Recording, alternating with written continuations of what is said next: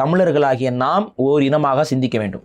இப்போ இந்த இஸ்லாமியர்கள் தமிழ்நாட்டில் இங்கே இருக்கக்கூடிய பிரச்சனை என்னென்னா, மதவாதத்தை எப்படியாவது திணிக்கணும்னு பார்க்குறாங்க. இதை முறியடிக்கிறதுக்கு தமிழராகத்தானே நம்ம ஒருங்கிணையணும்.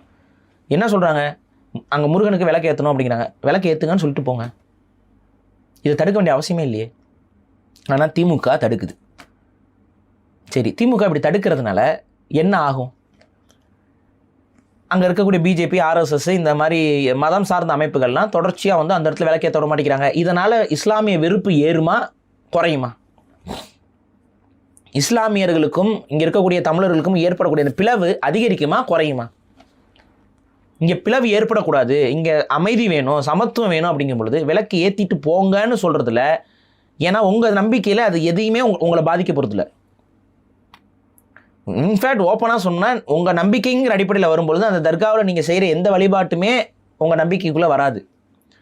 அப்படி இருக்கும் பொழுது ஒரு விளக்கு ஏற்றுவதால் உங்கள் நம்பிக்கையை வந்து கரைபிடிந்து விடுமோ, இல்லை உங்கள் நம்பிக்கையில் இல்லை அல்லாஹ் வந்து ஏதோ ஒரு இடத்துல தோர்த்து விட்டாருங்கிற மாதிரிலாம் இருக்க போகிறது இல்லை.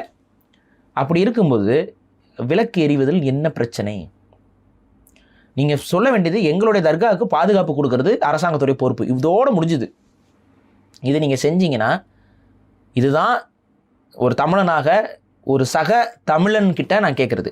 நான் உங்களை இஸ்லாமிய தமிழராலாம் நான் பார்க்கல, சக தமிழன்கிட்ட நான் வைக்கிற கோரிக்கை இதுதான். அனுமதி கொடுத்து விட்டு இதை அரசியலாக்க அனுமதிக்காதீர்கள். இன்றைக்கி 144 தடை உத்தரவை திமுக அரசு போடுவதுங்கிறது உங்களை வைத்து அரசியல் செய்கிறது. நீங்கள் நல்லா யோசிங்க. இப்போ தமிழ்நாட்டில் எல்லாம் எல்லாரும் சகோதரத்துவமாக இருக்கிறவனோட எண்ணிக்கை அதிகரித்து இருக்கிறோம். இது வரைக்கும் இப்போ அப்படி தான் இருக்கிறோம். இப்போ இதே மாதிரி தொடர்ச்சியாக இஸ்லாம் விசஸ் ஹிந்துன்னு சொல்லிக்கிட்டு ஒரு அரசியலை பிஜேபியும் ஆர்எஸ்எஸும் உருவாக்கிட்டே வருதுன்னு வைங்க.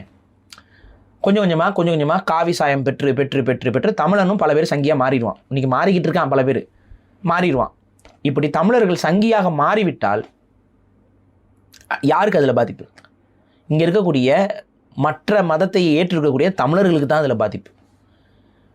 சரி, அவங்களுக்கு மட்டும் அந்த பாதிப்பா அப்படின்னா கிடையாது. தமிழ் தேசியம் பேசுகிற எம்மை போன்ற இனம்தான் நமக்கான அடையாளம்னு பேசக்கூடிய எல்லாருக்கும் இதில் பாதிப்பு. சரி, அதோட பாதிப்பு நிற்கிதானா? தமிழ்நாட்டிற்கும் பாதிப்பு. ஏன்னா இந்த மதவாதம் பேசுகிறாங்க, எவனாவது ஒருத்தன் தமிழ்நாட்டுக்கு நல்லது செய்கிறானா?